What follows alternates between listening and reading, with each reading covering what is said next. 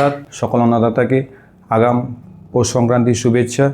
ও আজকে মূলত উপকারী জীবাণু নিয়ে আমি আজকের যে একটি গুরুত্বপূর্ণ প্রোডাক্ট রয়েছে যে ভ্যাম বা যাকে বলা হয় ভ্যাসিকুলার আরবিস্কুলার মাইকোরাইজার, এই প্রোডাক্টটি নিয়ে আমি আলোচনা করব এবং তার সাথে মার্কেটে আরও একটি পাওয়া যায় প্রোডাক্ট পিএসবি অর্থাৎ ফসফেট সলিবল ব্যাকটেরিয়া বা ফসফেট দ্রাবক ব্যাকটেরিয়া যাকে বলা হয়।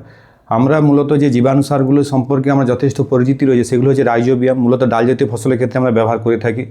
দ্বিতীয় ব্যবহার করে থাকি অ্যাজোটোব্যাক্টর এবং অ্যাজোস্পাইলাম নামে যে ব্যাকটেরিয়াগুলো। তো এখানে যে আমি ভ্যামের কথা আগে বলি, তারপর আমি পিএসবির কথাই যাব।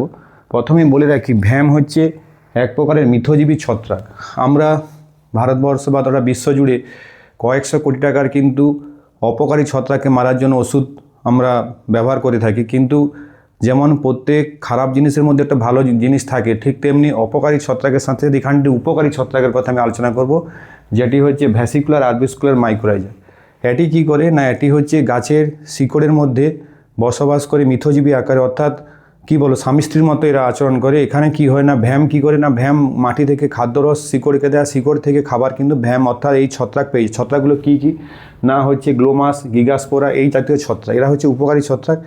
এরা কি করে না, এরা হচ্ছে মাটির মধ্যে একটা কি করে না, ছত্রাকের একটা ধর্ম রয়েছে না, হাইফা তৈরি করে। এই হাইফা যখন জালিকাকার তৈরি করে শিকড়ের মধ্যে, তাতে কি হয় না আপনার সারফেস এরিয়া বেড়ে যায়, যে শিকড়ের যে এরিয়া সারফেস এরিয়া বেড়ে যায়, এবং তার সাথে সাথে কী করে না মাটির সাথে এরা একটা ব্রিজ বন্ধন তৈরি করে। ব্রিজ কী করে না একটার সাথে আরেকটা জুড়ে দেয়, ঠিক তেমনি শিকড় এবং মাটির সাথে এই মাইসিলিয়াম কিন্তু যুক্ত করে দেয়। তার ফলে কী হয় না মাটির মধ্যে যে অদ্রবণীয় ফসফেট বা দ্রবণীয় ফসফেট কী করে না আপনার হচ্ছে শিকড়ে যেতে পারে, এবং তার ফলে কী হয় না শিকড়ের সারফেস এরিয়া বাড়ে। এবং সারফেস এরিয়া কথার অর্থ যে শিকড়ের যত আয়তন বেশি পাবে তত তাহলে মাটির সঙ্গে সংযোগস্থল বেশি পাবে, তত পরিমাণ খাদ্য যে নিউট্রিয়েন্ট বা পুষ্টিমৌলগুলো কিন্তু বেশি গ্রহণ করতে পারবে। এই জায়গায় কিন্তু ভ্যামের উপকারিতা রয়েছে, এবং ভ্যাম পার্টিকুলার কিন্তু ফসফেটের উপরই কিন্তু কাজ করে থাকে, অর্থাৎ গাছের যে ফসফেট যে সার, ফসফেট সারে কিন্তু মাটিতে অনেক শত্রু রয়েছে, বিশেষ করে হাইড্রোজেন, অ্যালুমিনিয়াম বা জিঙ্ক অতিরিক্ত যদি বেশি জিঙ্ক পরিমাণ করি তাও কিন্তু ফসফেটের সাথে বন্ধন তৈরি হয়ে যায়। এই বন্ধনের হাত থেকে কিন্তু অনেকটা অদ্রবণীয় ফসফেটকে দ্রবণীয় ফসফেটে কনভার্ট করে কিন্তু হচ্ছে এই উপকারী ছত্রাক অর্থাৎ ভ্যাম। এবং তার সাথে সাথে কী হয়, যারা আমাদের বিশেষ করে বোরো ধান বা আমন ধানের ক্ষেত্রে কী হয়, ধান যেমন একটা জলে মাঝে মাঝে থাকে, নিমজ্জিত থাকে, এই সময় কী করে না মূলত ধান গাছ কী করে নাইট্রোজেন কিন্তু অ্যামোনিয়াম আকারে গ্রহণ করে, নাইট্রেট আকারে কিন্তু গ্রহণ করে না। তাই নাইট্রেট নাইট্রেট ফর্মকে কী করে না হচ্ছে আপনার বিয়োজিত করে অ্যামোনিয়া ফর্মে কিন্তু কনভার্ট করে। এটি হচ্ছে ভ্যামের একটি গুরুত্ব রয়েছে।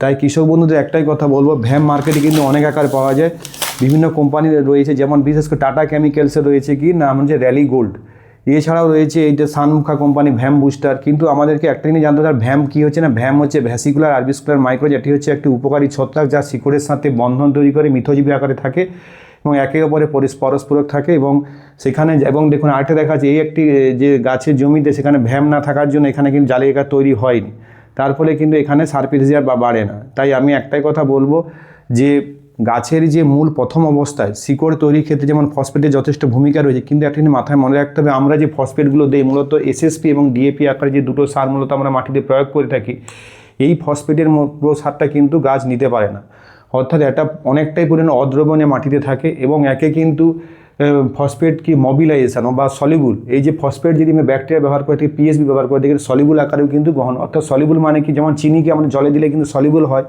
ঠিক তেমনি পিএসবি যদি মাটিতে প্রয়োগ করি, এই পিএসবি যে আমার হচ্ছে যে পিএসবি হচ্ছে কি না, এটা হচ্ছে না বায়ো ফার্টিলাইজার বা হচ্ছে জীবাণু সার। এই পিএসবি যদি ব্যবহার করি, যেগুলো উদাহরণ হচ্ছে ব্যাসিলাস এবং সিউডোমোনাস, এই দুটো গ্রুপের যে ব্যাকটেরিয়া, এরা কী করে না এরা যে মাটির মধ্যে অদ্রবণীয় ফসফেটকে তারা দ্রবণীয় আকারে কিন্তু কনভার্ট করতে সহায়তা করে। তো আমি একটাই কথা বলবো, ধান যে কোনো ফসলের ক্ষেত্রে ভ্যাম কিন্তু ব্যবহার করা যায়। ডাল আপনার হচ্ছে যে কোনো হচ্ছে সবজি জাতীয় বলুন, আপনার হচ্ছে ধান, গম, জব, প্রত্যেক ফসলের ক্ষেত্রে কিন্তু ভ্যামের একটা যথেষ্ট জায়গা রয়েছে। এবং যেমন আপনার হচ্ছে টাটা র্যালি গোল্ডের ক্ষেত্রে একর প্রতি 5 কেজি, অর্থাৎ আপনাকে 20 কেজি যে কোনো আপনার ফার্ম সার হোক বা আপনার কেঁচো সারের সাথে কিন্তু মিশিয়ে ছড়াতে হবে, যেমন র্যালি গোল্ডের কাজ রয়েছে।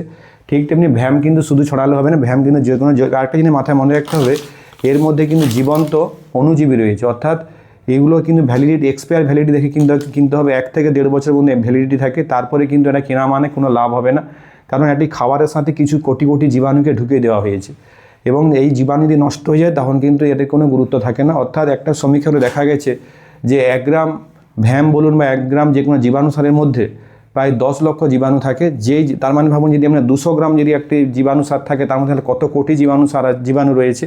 তো এই জীবাণুগুলো কী করে মাটির মধ্যে আরও পরিমাণ বেড়ে যায় এবং তার ফলে কি হয় না আপনার হচ্ছে ওইখানের যে ভ্যামের ক্ষেত্রে যেমন শিকড়ে যে মাইসিলিয়াম তৈরি হয় তার ফলে কী হয় না এখানে এরিয়া বাড়িয়ে দেয় এবং তার ফলে ফসফেট সারকে গ্রহণ করতে ক্ষমতা বাড়িয়ে দেয়। এই হচ্ছে ভ্যাম সারের উপকারিতা। এবং আরেকটা যেটা ভ্যাম সার কিনতে গেলে কী করতে হবে না আপনাকে কিন্তু অতি অবশ্যই এক্সপায়ার ডেট কিনতে হবে, কারণ এদের ভ্যালিডিটি কিন্তু 1 থেকে 1.5 বছরের বেশি থাকে না এই জীবাণুগুলোর। তো এইটি হচ্ছে মূল কথা। আর কি বলবো না, এই ভ্যাম কিন্তু একেবারে এটি কিন্তু কেউ যদি বলে থাকে এটি অনুখাদ্য, এটা কিন্তু অনুখাদ্য না, এটি হচ্ছে এক প্রকারের জীবাণু সার যেটি হচ্ছে উপকারী ছত্রাক যার মধ্যে রয়েছে, এটি হচ্ছে ভ্যাম। এবং পিএসবি হচ্ছে সেটি হচ্ছে ফসফেট সলিবল ব্যাকটেরিয়া, অর্থাৎ যে মাটির মধ্যে অদ্রবণীয় ফসফেটকে সলিবল আকারে নিয়ে যেতে কনভার্ট করে, এটি হচ্ছে পিএসবি সার। অর্থাৎ ধান জমিতে যদি আমি ফসফেট সারকে আরও দ্রবণীয় আকারে নিয়ে যেতে চাই তাহলে কিন্তু আমাকে ভ্যাম অ্যাপ্লাই করতে হবে। ভ্যাম কিন্তু আপনাকে বললাম যে টাটা র্যালিগোল্ডের ক্ষেত্রে 1 প্রতি 5 কেজি। এছাড়াও এরকম বিভিন্ন কোম্পানি ভ্যাম রয়েছে, তবে কেনার সময় প্রয়োগবিধি কিনে নেবেন 1 প্রতি কতটা ব্যবহার করতে হয়। তবে আপনাকে একটাই কথা বলবো, রোয়ার 10 থেকে 15 দিনের মধ্যে এগুলো কিন্তু ব্যবহার করবেন, এটি হচ্ছে মূল বার্তা। আর সর্বোপরি হচ্ছে জীবাণু সার কেনার সময় কিন্তু এক্সপায়ার ডেট কিনবেন এবং ব্র্যান্ডের কিন্তু জীবাণু সার নেওয়ার চেষ্টা করুন। আইপিএল থেকে অনেক ভালো ভালো ব্র্যান্ডের জীবাণু সার রয়েছে যেগুলো মোটামুটি ঠিকঠাক ল্যাবরেটরিতে তৈরি হয়। তো আশা করি ভিডিওটি কেমন লাগলো আপনারা আমাকে জানাবেন এবং ভালো লাগলে অতি অবশ্যই শেয়ার এবং সাবস্ক্রাইব করুন এবং সবাই সুস্থ থাকুন, সবাই ভালো থাকবেন। নমস্কার।